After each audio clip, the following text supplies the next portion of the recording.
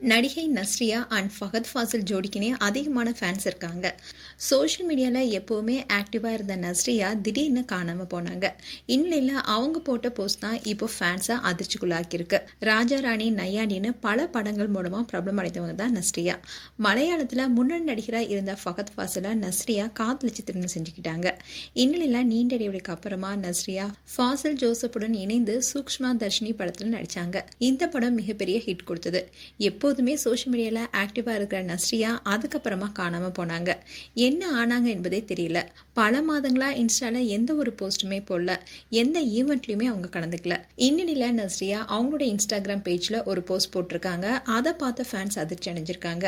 அவங்களுக்கு என்ன ஆச்சுன்னு பல கேள்விகள் கேட்க தொடங்கியிருக்காங்க.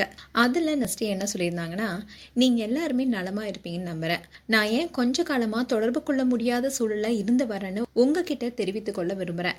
எல்லாருக்கும் தெரியும் நான் சோஷியல் மீடியாவில் எந்த அளவுக்கு ஆக்டிவாக இருப்பேன்னு. ஆனால் கொஞ்ச நாளாகவே எமோஷனல் வெல்பீயிங் அண்ட் பர்சனல் சேலஞ்சஸோட போராடிட்டு வரேன்னு தெரிவிச்சிருக்காங்க. இதனால யாருக்கிட்டையும் பேச முடியாமல் தூரத்தில் இருக்க நிலை ஏற்பட்டிருக்கு. எனக்கு கால் பண்ணவங்க அண்ட் என்னுடைய பதிலுக்காக காத்திருந்த எல்லார்கிட்டையுமே மன்னிப்பு கேட்டுக்கிறேன். இந்த இக்கட்டான சூழலை என்னுடைய 30வது பிறநாளையும் கொண்டாட முடியாத நிலை ஏற்பட்டது. அதோட சூக்ஷ்மா தர்ஷினி பட வெற்றி விழாலையும் என்னால் கலந்து கொள்ள முடியாமல் போனுச்சு.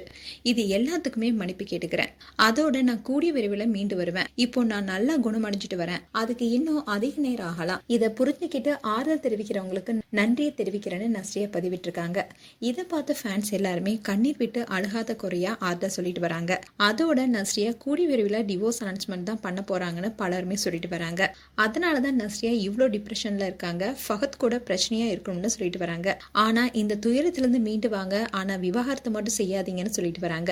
அண்ட் நஸ்ரியாவுடைய கணவர் ஃபஹத் ஃபாசில் ரீசெண்டா தான் தனக்கு ADHD பாதிக்கப்பட்டிருப்பதா சொல்லியிருந்தாரு. ADHD என்பது மூளையுடைய கட்டுப்பாடோட தொடர்புடைய பிரச்சனை. இதை டெவலப்மெண்ட் கண்டிஷன் சொல்லுவாங்க. பொதுவா பிறந்ததுல இந்த பிரச்சனை இருக்கும்.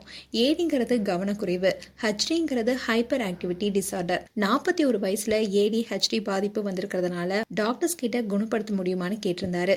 இதனாலதான் நஸ்ரியாவும் முடங்கியிருப்பதாகவும் பேச்சு அடிபட்டு வருது. மேலும் நஸ்ரியா அண்ட் ஃபஹத் ஃபாசில் குறித்து உங்களுடைய கருத்துக்களை கமெண்ட் செக்ஷன்ல சொல்லுங்க. இது போன்ற வீடியோஸை பார்க்க நியூஸ் தமிழ் கிட்ஸ் சேனலை சப்ஸ்கிரைப் பண்ணுங்க. மறக்காம நோட்டிபிகேஷன் பட்டனை கிளிக் பண்ணுங்க.